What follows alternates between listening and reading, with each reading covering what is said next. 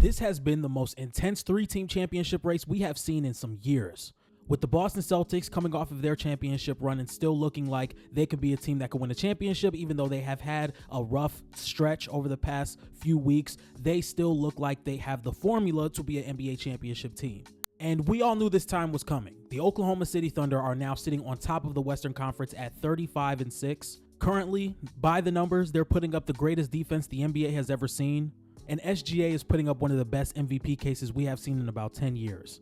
And then, completely out of left field, the Cleveland Cavaliers started off their season 15-0 with the new hiring of Kenny Atkinson. This team has put together a brand new offensive system by letting Evan Mobley take control of the ball more. Darius Garland has come back and been better than ever. Donovan Mitchell is still playing at a high level, and Jared Allen has shown his value more than he ever has.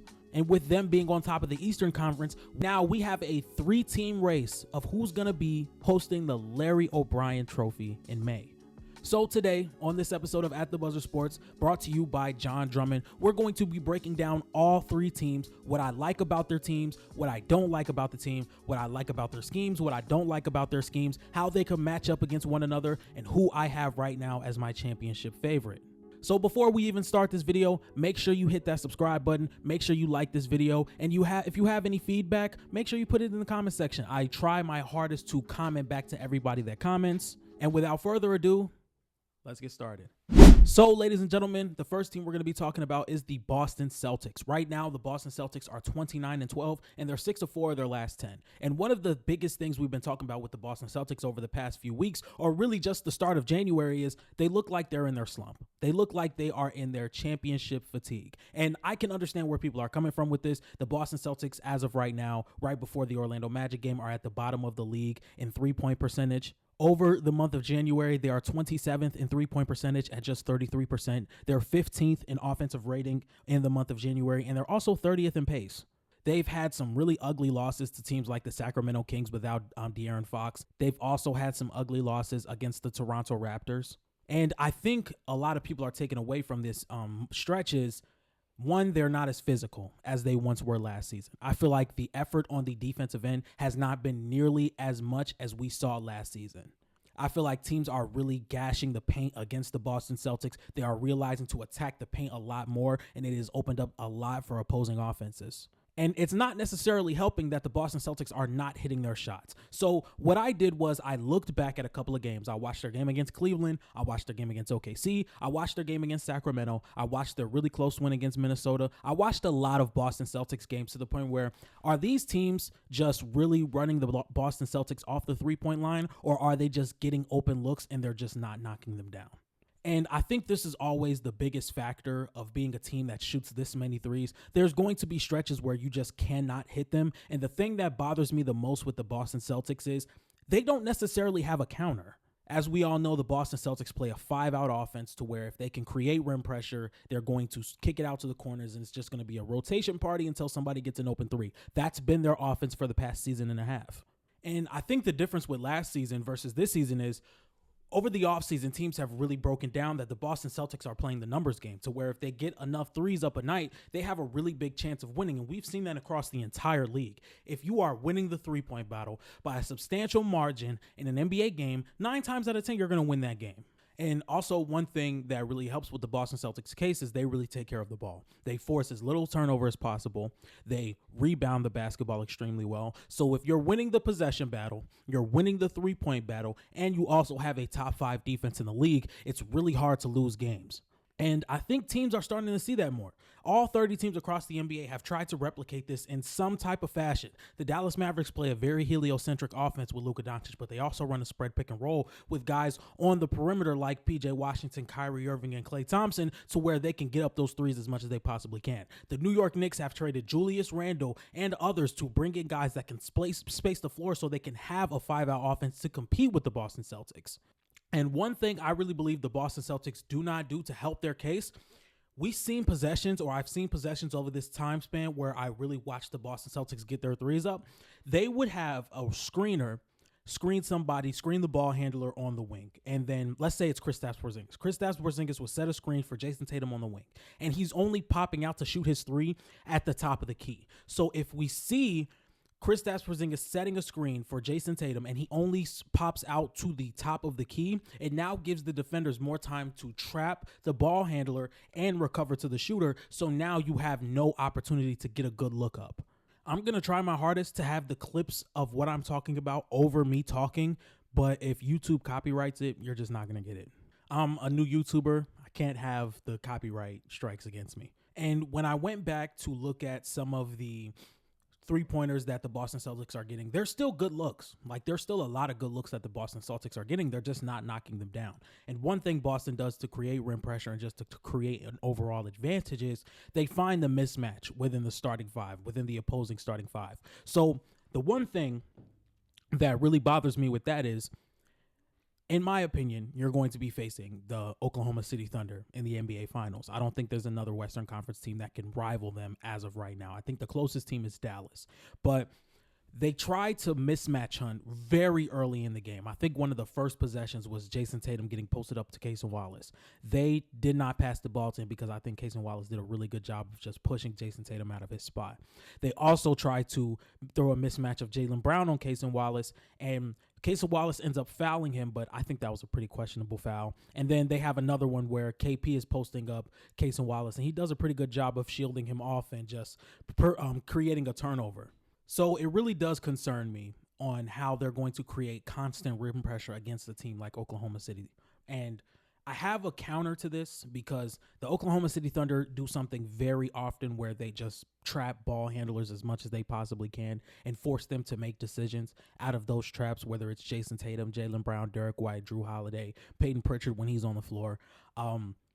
I just don't think that they're going to be able to create a bunch of rim pressure if they don't have a counter to not being able to drive and kick. So, the first thing I would have to say is Jaylen Brown has to get better. Jaylen Brown has to be a better ball handler in situations like these because we saw in the game against the Thunder in the second half, he could not create at all against a guy like Lou Dort. And even if the Boston Celtics did not have a good second half, they were up 4 going into the fourth quarter. Even with all the shots that weren't falling in the third, all the times they were turning the basketball over, giving second chance opportunities to the Oklahoma City Thunder, they still went into the fourth quarter up 4. So in a situation like this, I would love to see Derek White holding the ball or handling the ball at the top of the key, and Jason Tatum being the screener in this situation. And you have guys like Drew Holiday, Kristaps Porzingis, and Jaylen Brown on the perimeter.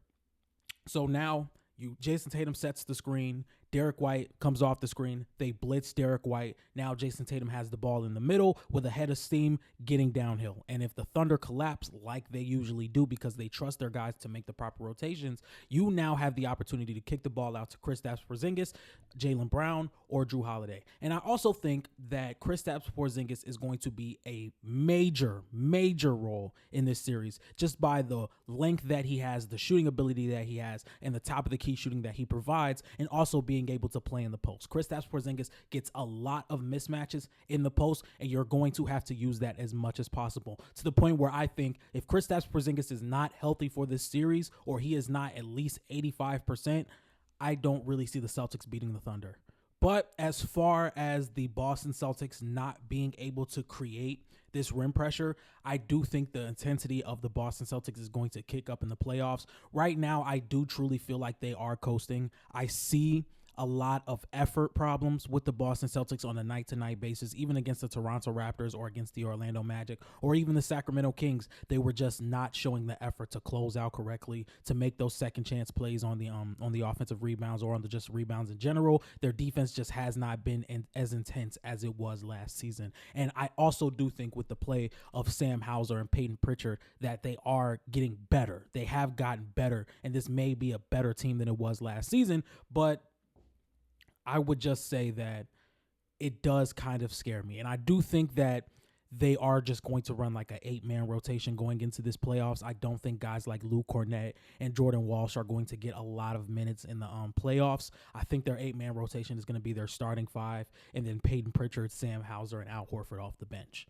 Up next, we're going to be talking about the Cleveland Cavaliers. The Cleveland Cavaliers are the best team in the NBA, sitting at 34-6 with a 5.5 game lead on the Boston Celtics for the number 1 seed. And I am one of many who vouched for trading Jared Allen, trading Darius Garland, letting Donovan Mitchell be your primary ball handler, and let Evan Mobley getting full-time 5 minutes. So with the hiring of Kenny Atkinson, he has really updated their offensive game plan. And it started with getting Evan Mobley as much touches as he possibly could. Evan Mobley has provided a level of ball handling, whether it's grabbing the rebound and just pushing it in transition, being a ball handler in pick and roll opportunities, and just being able to really attack mismatches with the ball in his hands and putting the ball on the floor and attacking the rim as much as possible. And this season, Evan Mobley's averaging 19 points per game, 9 rebounds. He's about 3 assists a night, and he's also shooting 42% from 3. Obviously, this is something that we really wanted to see from Evan Mobley. Now, he's only taking 3 attempts per game, but just to be that guy that you have to really pay attention to on the three-point line and you have to worry about now helps this offense immensely. And if I look at the way that they are playing, I do think they create some matchup problems for the Oklahoma City Thunder and the Boston Celtics. I think even with the Cleveland Cavaliers having the start that they had, people were still very hesitant to put them in this championship contender conversation until they beat the Thunder. And not to toot my own horn, I was one of the guys that said this Cleveland Cavaliers team is dead serious before they even played the Thunder. Now, going into the season, I had them as the 7th seed in the Eastern Conference, but we're not going to talk about that at all. So a lot of people have also been talking about Donovan Mitchell's regression, because if you look at his stats, he's only averaging about 23 points per game on 4 rebounds and 4 assists. So I would argue that Donovan Mitchell's touches have been extremely less than it was last season. Last season, Donovan Mitchell averaged about 80 touches a night. This season, he's only averaging about 60. I think Kenny Atkinson has really implied that the importance of their success is letting Evan Mobley and Darius Garland become more of a key factor in this offense. And I think Jared Allen has been one of those guys that you can just drop into a situation and he could be effective. And I think that they have that double big lineup that can really affect the Thunder and the Celtics. Now, I do understand the fact that the Cavs versus Thunder was a good matchup, but we didn't see Ihart in one game, and Chet was in neither. Same could be said about the Celtics. We saw Ihart, but we did not see any Chet Holmgren. But one thing that they did to counter the Thunder's blitzing aspect of blitzing the ball handler was, instead of having a 5-out offense, they had 3 guys on the perimeter. They had Jared Allen or Evan Mobley sit at the nail, and either other Jared Allen or Evan Mobley sit in the dunker spot to really create those easy looks.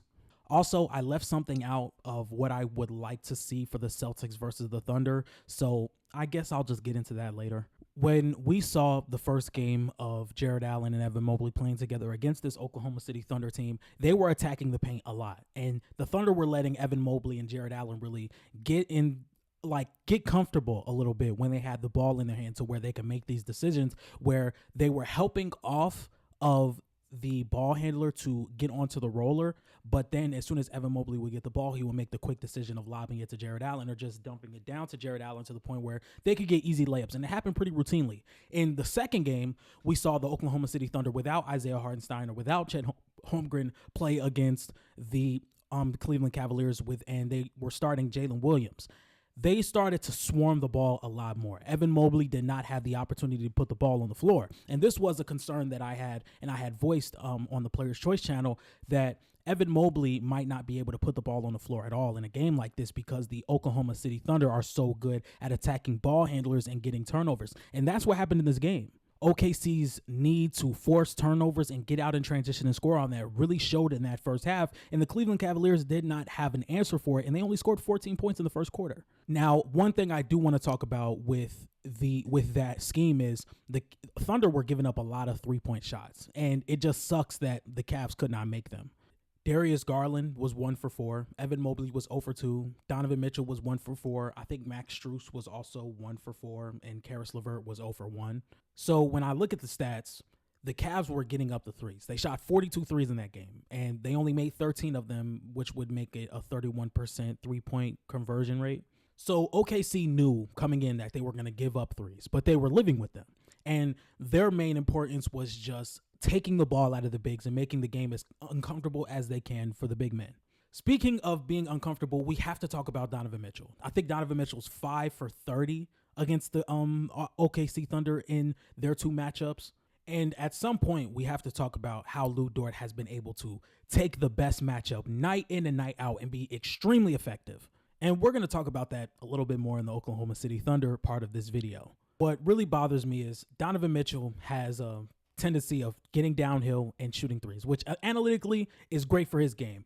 But when we look at how disruptive the Thunder are in those driving lanes and just disrupting people at shooting around the rim, it makes it difficult for Donovan Mitchell. He was just being chased all night by Lou Dort, Jalen Williams, Alex Caruso. They have a bunch of bodies that they can throw at Donovan Mitchell to where if he's not shooting the ball effectively, they can really take him out of this game, and they've done that the past 2 times. It's just what made it different from the first game to the second game is the Thunder also took the bigs out of the game. They took everybody out of the game. I think the only guy that was really positive for this Cavs team was Darius Garland in the second game. And if you ask me, you have to get Donovan Mitchell some type of off-ball play going and let Darius Garland be the initiator and be the main ball handler in these type of games, because Darius Garland looks like he's the only one that can handle that ball pressure that OKC provides. As for Boston, the thing is with me, I necessarily know how much the Boston Celtics like to mismatch hunt. And as much as Donovan Mitchell and Darius Garland show effort defensively, I think that's going to be the main matchup. I think Boston are probably going to be able to get as much rim pressure as they want because I don't think they have the perimeter defense that the Cavs have. I think the Cavs have solid to average defensive personnel around their best defenders in Evan Mobley and Jared Allen, but I do think that they are going to really attack Max Strus. They're going to really attack Dean Wade. They're really going to attack Darius Garland and Donovan Mitchell. And I think Boston is really just going to open the floodgates with that. So I think the Cavs could potentially give some matchup problems to OKC. I don't think they'll be able to do that against Boston. I think the Thunder give the best matchup problems to the Boston Celtics. And I think the Boston Celtics give the best matchup problem to the Cleveland Cavaliers. That's what makes this so tough to me, because all 3 teams give matchup problems to another team. Up next, and the last team we're going to be talking about is the Oklahoma City Thunder. Now, over this season, the Oklahoma City Thunder have had a historical defense, and right now they have the best defense in the league without their second best player in Chet Holmgren. And I think the reason they've been so dominant without Chet is because these perimeter players make it as easy as they possibly can for the big. Now, that's not me saying that Isaiah Hartenstein or Chet Holmgren just won't be impactful or aren't as good as we say they are, but this defense really makes jobs a lot easier for the bigs.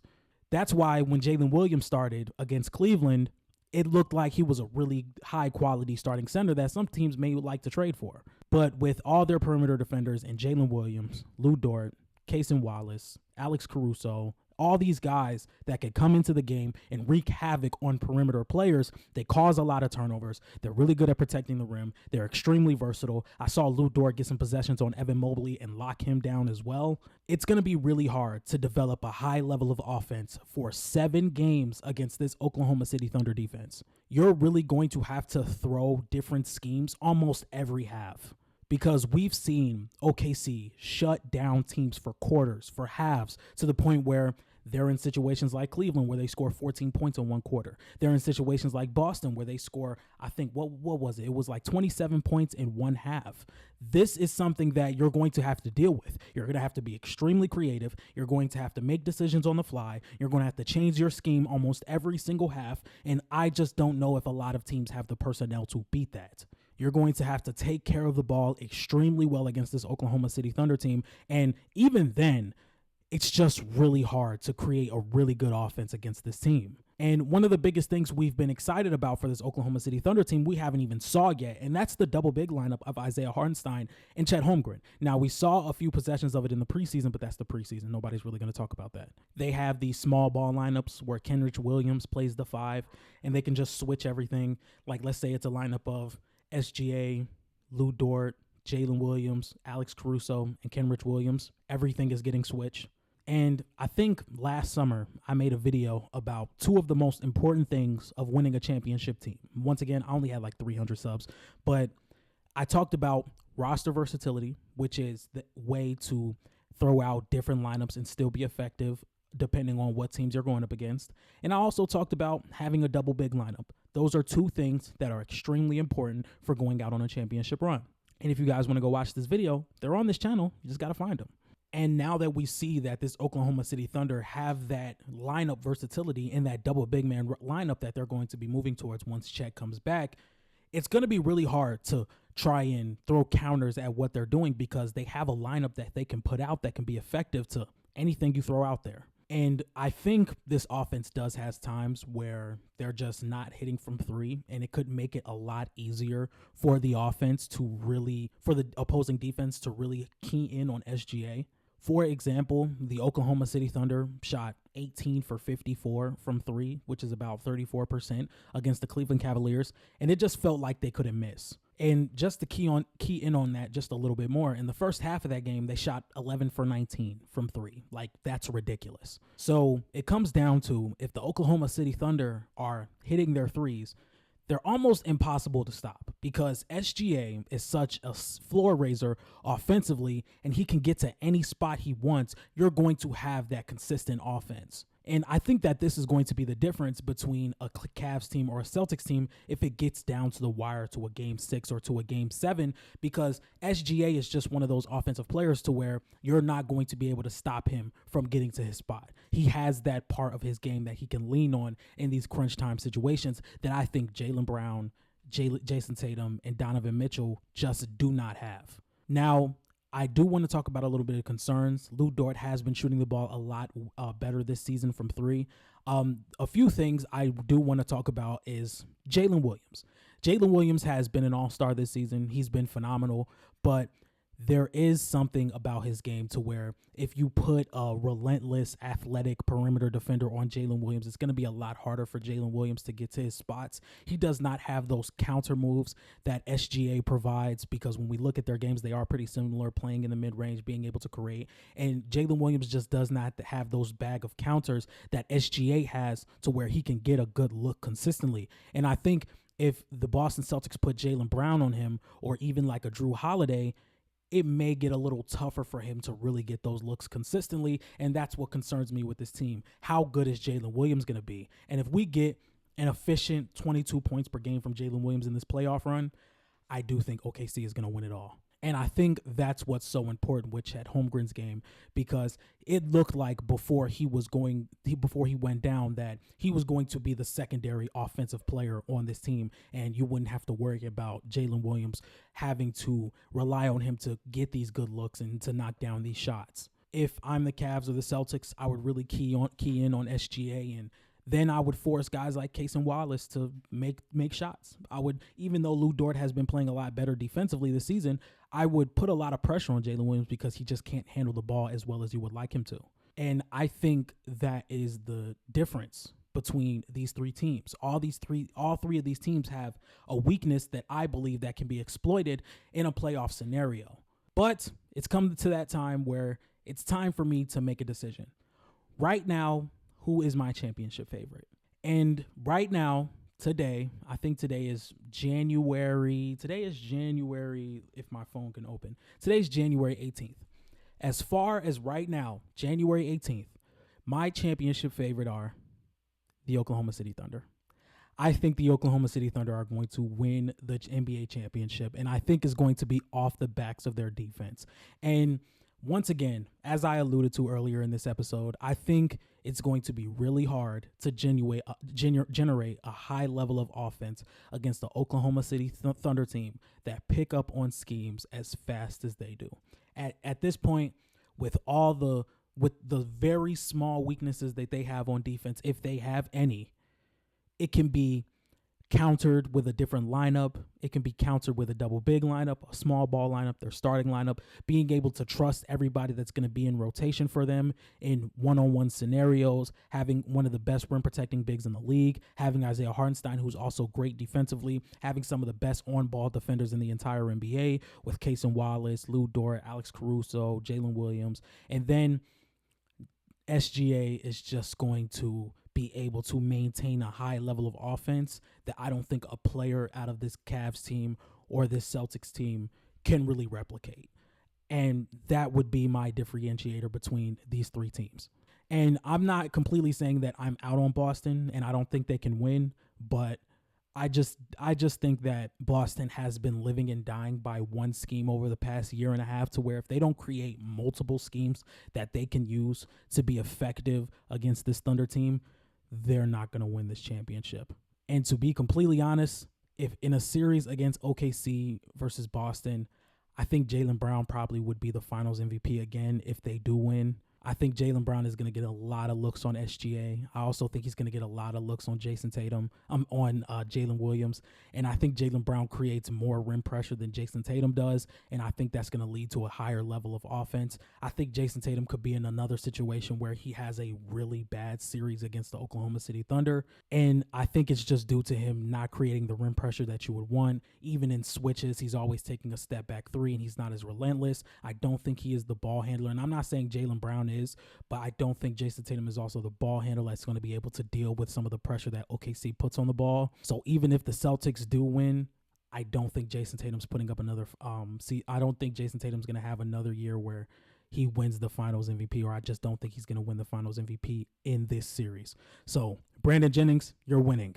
So next week, this answer might change. The Boston Celtics could play the way that we thought they would. I think that's probably going to ramp up after the All-Star break. But as of right now, my championship favorites are the Oklahoma City Thunder.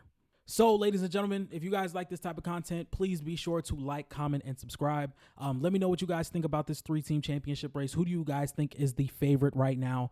And once again, I appreciate everybody who's been liking, commenting, and subscribing and just being active in this journey to 100,000 subs. We hit 1,000. Now we're going to skip all the way to 100,000. No, I'm just bullshitting. The next goal is 10,000. Then we're going to go to 25, 50, then 100. We know we're just going to do this really slightly, and we're just going to take it step by step, video by video, every day, consistently working on our craft.